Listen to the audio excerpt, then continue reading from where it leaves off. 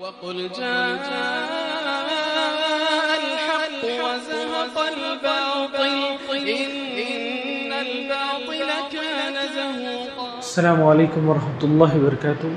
الحمدللہ رب العالمین والصلاة والسلام علی رسول کریم، اما بعد۔ محترم حاضرین، سیرت رسول کی یہ 10ویں نشست ہے۔ اس نشست کو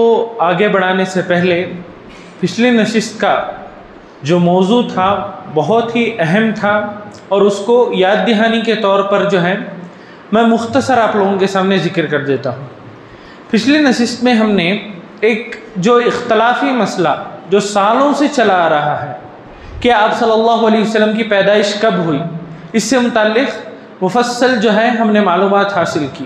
اور یہ اختلاف کیوں ہے، رسول اللہ صلی اللہ علیہ وسلم اتنی بڑی ذات ہونے کے باوجود جو ہے نا رسول کی پیدائش میں اختلاف ہے، کتنا تعجب خیز بات ہے۔ تو یہ تمام جو بھی شکوک و شبہات، یہ جو بھی ڈاؤٹس تھے، ان تمام چیزوں کو ہم نے اچھی طرح سے سمجھنے کی کوشش کی۔ تو پچھلے درس میں ہم نے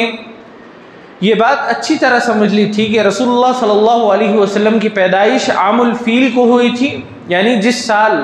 ابرہہ ہاتھیوں کو لے کر جو ہے کعبۃ اللہ کو ڈھانے کے لیے آیا تھا، اسی سال آپ صلی اللہ علیہ وسلم کی پیدائش ہوئی تھی، اور اس میں کوئی اختلاف نہیں ہے۔ اور دوسری چیز، آپ صلی اللہ علیہ وسلم کی پیدائش پیر کے دن ہوئی تھی، اور تیسری چیز، آپ صلی اللہ علیہ وسلم کی پیدائش ربیع الاول کے مہینے میں تھی۔ اور چوتھی اور آخری چیز جس میں جو ہے نا بہت بڑا اختلاف پایا جاتا ہے وہ یہ کہ تاریخ کیا تھی۔ تاریخ کیا تھی؟ مسلمانوں میں بہت حد تک یہ معروف ہے کہ رسول اللہ صلی اللہ علیہ وسلم 12 ربیع الاول کو پیدا ہوئے تھے، لیکن یہ بات جو ہے نا کسی حدیث سے یا کسی تاریخ کی کتاب سے ثابت نہیں ہے، یہ بات بالکل باطل ہے، یہ بات بالکل باطل ہے۔ دو تاریخیں ہمارے سامنے آئی تھی، ایک 8 ربیع الاول یا پھر ایک 9 ربیع الاول۔ دو تاریخوں میں سے کوئی ایک تاریخ میں رسول اللہ صلی اللہ علیہ وسلم پیدا ہوئے تھے۔ احادیث کے اعتبار سے اگر دیکھیں تو 8 ربیع الاول زیادہ صحیح معلوم ہوتا ہے، اگر فلکیات کے اعتبار سے دیکھیں تو جو ہے 9 ربیع الاول ہمارے سامنے جو ہے نا زیادہ صحیح معلوم ہوتا ہے۔ تو یہ چند اہم چیزیں تھیں جو ایک ہر مسلمان کو خیال رکھ کر چلنا چاہیے تھا۔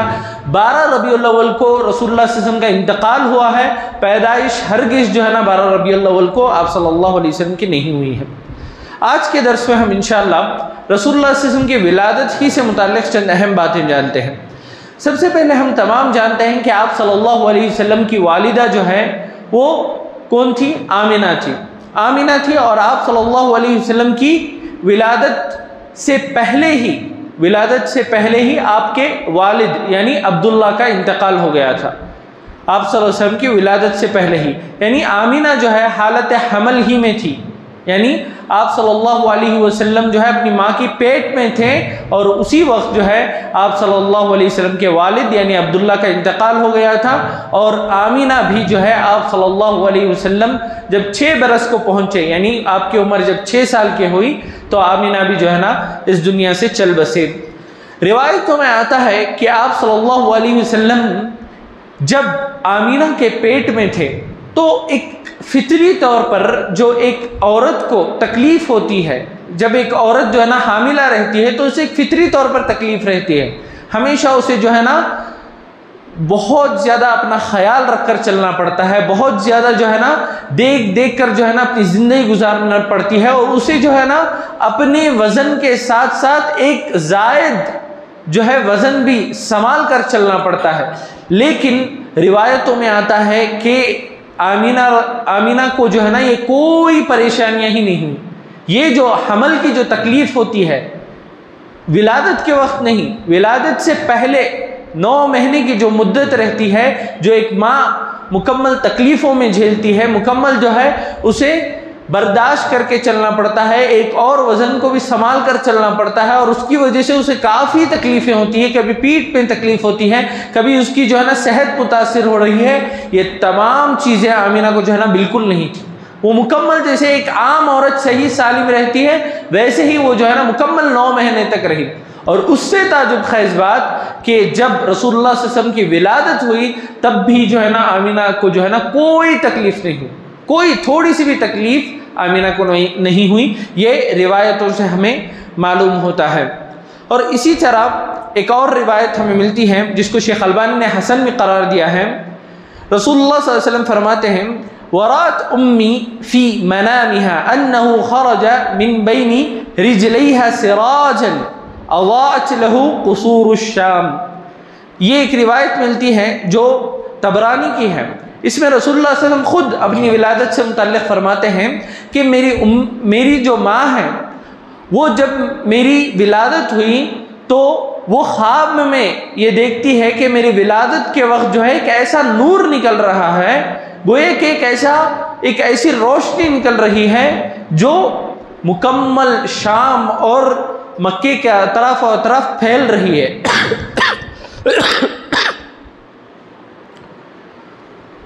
مکمل مکے کے اطراف پھیل رہی ہے۔ اور یہ جو ہے دیگر روایتوں سے پتہ چلتا ہے کہ یہ بات حقیقت میں ثابت بھی ہوئی۔ جب آپ صلی اللہ علیہ وسلم کی ولادت ہوئی تو ایک ایسا نور نکلا کہ وہ چاروں طرف پھیل گیا، حتیٰ کہ جو ہے نا شام کے جو ہے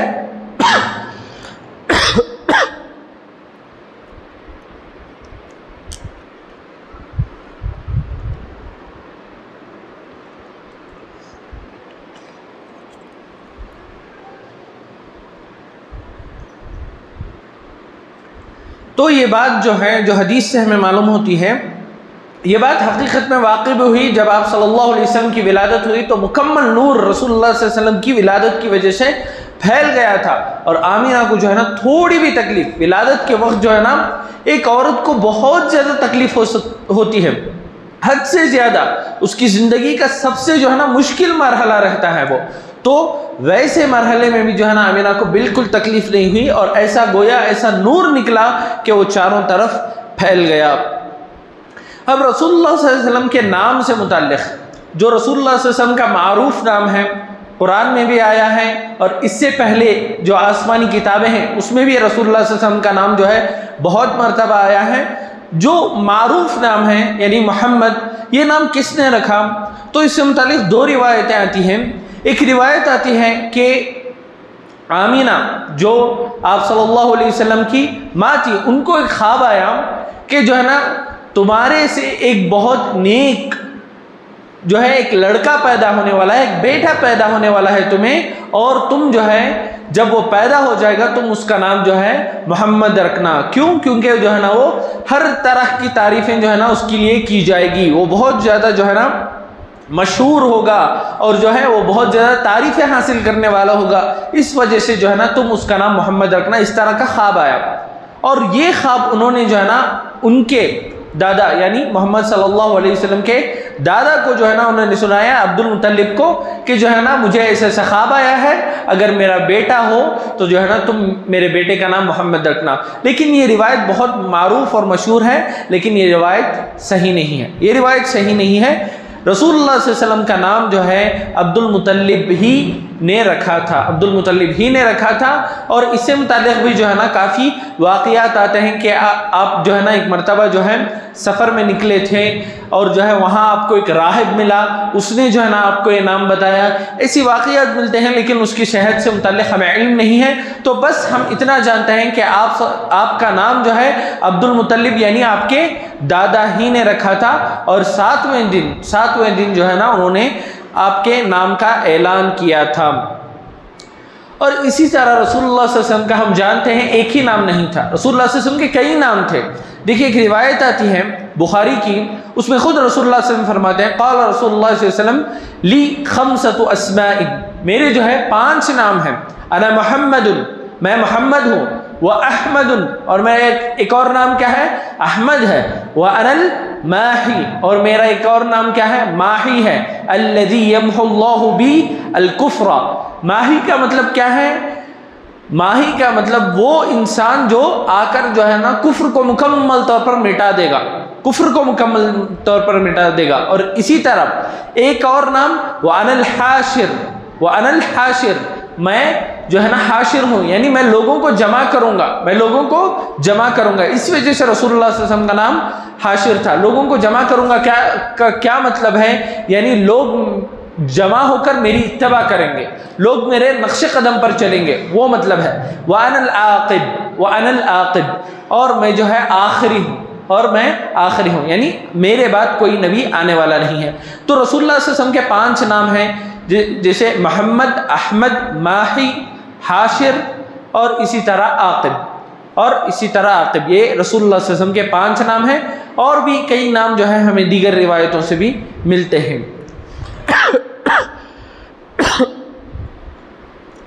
ایک حسان بن ثابت رضی اللہ عنہ کا ایک بہت معروف شعر ہے، بہت لمبا شعر ہے، وہ تقریباً جو ہے اس کے 9 یا 10 جو ہے مصرے ہیں، اس میں سے ایک مصرے میں وہ خود کہتے ہیں وَشَقَّ لَهُ مِنْ اسْمِهِ لِيُجِلَّهُ فَذُو الْعَرْشِ مَحْمُودٌ وَهَذَا مُحَمَّدٌ، وہ کہتے ہیں رسول اللہ صلی اللہ علیہ وسلم کے نام کی تعریف کرتے ہوئے کہ اللہ سبحانہ وتعالیٰ نے وَشَقَّ لَهُ مِنْ اسْمِهِ لِيُجِلَّهُ، اللہ سبحانہ وتعالیٰ نے اپنے نام سے رسول اللہ صلی اللہ علیہ وسلم کے نام کو نکالا، اپنے نام سے رسول اللہ صلی اللہ علیہ وسلم کے نام کو نکالا، فَذُو الْعَرْشِ مَحْمُودٌ، یعنی عرش والا محمود ہے اور یہ محمد ہے، یعنی عرش والا جو ہے محمود ہے اور یہ محمد ہے۔ اس طرح انہوں نے جو ہے نا رسول اللہ صلی اللہ علیہ وسلم کی تعریف میں جو ہے نا ایک مکمل شعر کہا ہے۔ پھر ہم آگے بڑھتے ہیں رسول اللہ صلی اللہ علیہ وسلم کے نسب کی طرف۔ نسب کا کیا مطلب ہے؟ جیسے جو ہے آپ صلی اللہ علیہ وسلم کے جو ہے والد کا نام عبداللہ تھا، پھر ان کے والد کا نام کیا تھا، پھر ان کے والد کا نام، یہ کڑی جو ہے نا کہاں تک صحیح ہم تک پہنچتی ہے اور یہ کہاں تک جا کر ملتی ہے، ہم اس کو جانتے ہیں۔ دیکھیے متفقہ طور پر یعنی صحیح سند کے طور پر جو ہے ہمیں معد ابن عدنان یہاں تک جو ہے رسول اللہ صلی اللہ علیہ وسلم کا شجرہ ملتا ہے۔ دیکھیے میں آپ لوگوں کو پڑھ کر سنا دیتا ہوں۔ رسول اللہ صلی اللہ علیہ وسلم کی کنیت تو ابو القاسم تھی، ابو القاسم رسول اللہ صلی اللہ علیہ وسلم کی کنیت تھی۔ کنیت مطلب جو ہے نام کا ایک اور حصہ رہتا تھا، وہ کبھی کبھار جو ہے نا وہ اولاد کے اوپر بھی رکھا جاتا تھا۔ جیسے مثال کے طور پر اگر کسی کے بیٹے کا نام عبداللہ ہے تو ان کے والد کو ابو عبداللہ کہتے، کسی کے بیٹے کا نام محمد ہے تو ان کے باپ کو ابو محمد کہتے تھے۔ تو اسی طرح کبھی اولاد کے بغیر بھی جو ہے نا کنیت رکھا جاتا تھا، اور جو ہے نا عرب میں یہ ایک سنت تھی اور اس کو بہت شرف سمجھا جاتا تھا کنیت وغیرہ رکھنے کو۔ تو رسول اللہ صلی اللہ علیہ وسلم کی کنیت جو ہے ابو القاسم تھی، اور ان کا نسب جو ہے محمد ابن عبداللہ ابن عبد المطلب ابن حاشم ابن عبد مناف ابن قصی ابن کلاب ابن مرہ ابن کعب ابن لوئی ابن غالب ابن فحر ابن مالک ابن نصر ابن کنانہ ابن خزیمہ ابن مدرکہ ابن الیاس ابن مضر ابن نظار ابن معد ابن عدنان، یہاں تک ہمیں جو ہے یہاں تک ابن عدنان تک جو ہے ہمیں متفقہ طور پر ہے۔ اس کے بعد اختلاف پایا جاتا ہے، عدنان کے بعد کون ہے یہ ہمیں صحیح معلومات نہیں ہے۔ یہ جو ہے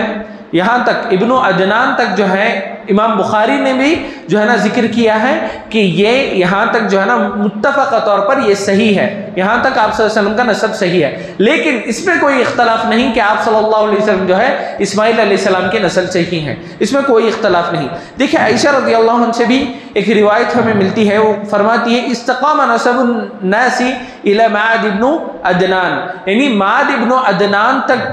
یہاں تک جو ہے نا یہ مستقیم ہے، یہاں جو ہے نا یہ نسب جو ہے نا صحیح ہے۔ اور اسی طرح جو ہے رسول اللہ صلی اللہ علیہ وسلم کی جو والدہ تھی ان کا بھی نسب جو ہے یہیں جو ہے نا درمیان میں آ کر جڑ جاتا تھا، یہیں درمیان میں آ کر جڑ جاتا تھا۔ دیکھیے ان کا نسب کیسا تھا، کلاب ابن مرہ آپ نے سنا ابھی نسب میں کہ محمد ابن عبداللہ ابن عبد المطلب ابن حاشم ابن عبد مناف ابن قصی ابن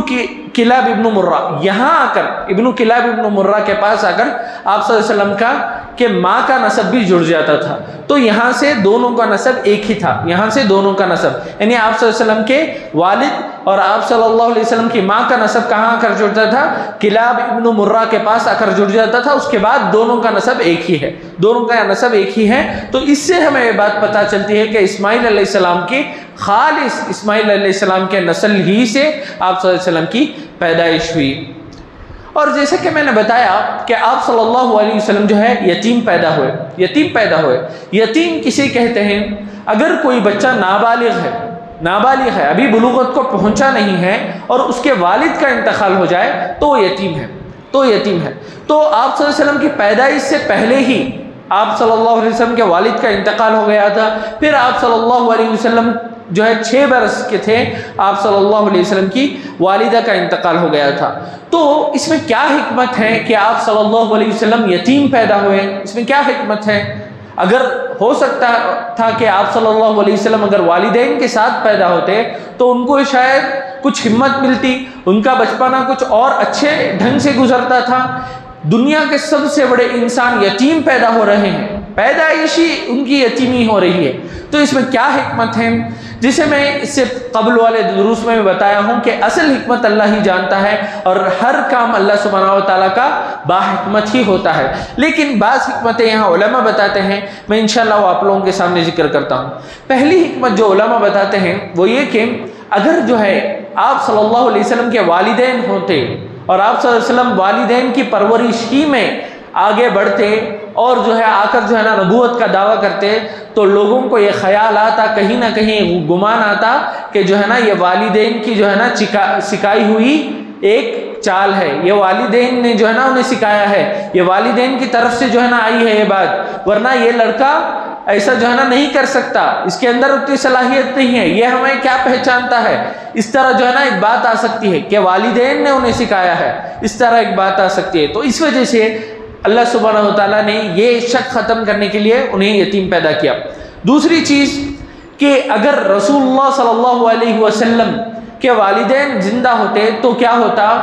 رسول اللہ صلی اللہ علیہ وسلم اپنے جاہ و منصب یا پھر اپنے والدین کا جو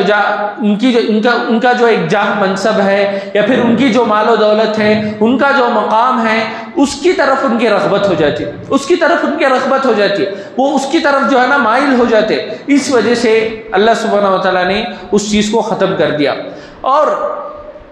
ایک تیسری اہم چیز کہ سارے یتیموں کے لیے، جو بھی بچہ یتیم پیدا ہوتا ہے اس کے لیے رسول اللہ صلی اللہ علیہ وسلم ایک نمونے کے طور پر ہے، ایک نمونے کے طور پر ہے، اور جو لوگ یتیم نہیں ہیں ان کے لیے تو بدرجہ اولا جو ہے نا رسول اللہ صلی اللہ علیہ وسلم ایک نمونہ ہے۔ کیسے؟ یتیم کے لیے تو نمونہ ہے ہی، کیونکہ یتیم جو ہے مکمل رسول اللہ صلی اللہ علیہ وسلم کو اپنی طرح پائے گا کہ رسول اللہ صلی اللہ علیہ وسلم کے والدین بھی نہیں تھے، میرے بھی والدین نہیں، اس طرح مکمل دیکھے گا۔ لیکن ایک عام انسان کے لیے بھی نمونہ کیسے ہیں؟ رسول اللہ صلی اللہ علیہ وسلم نے یتیمی کی زندگی میں اتنا کچھ کر دیا، مجھے والدین رہ کر، مجھے اللہ سبحانہ و تعالیٰ نے اتنی بڑی نعمت دے کر میں کیا کچھ نہیں کر سکتا۔ تو اس طرح جو ہے نا ایک یتیم کے لیے اور ایک عام انسان کے لیے بھی اللہ سبحانہ و تعالیٰ نمونہ بنانا چاہتا تھا، کیونکہ رسول اللہ صلی اللہ علیہ وسلم سے متعلق اللہ سبحانہ و تعالیٰ نے جیسے فرمایا ہے لَقَدْ كَانَ لَكُمْ فِي رَسُولِ اللَّهِ أُسْوَةٌ حَسَنَةٌ، تو رسول اللہ صلی اللہ علیہ وسلم کی ذات ہر انسان کے لیے نمونہ ہے، تو ایک یتیم بچے کے لیے بھی جو رسول اللہ صلی اللہ علیہ وسلم کی زندگی میں جو ہے مکمل نمونہ ہے۔ اور ایک چوتھی اور بہت اہم حکمت جو علماء بتاتے ہیں وہ یہ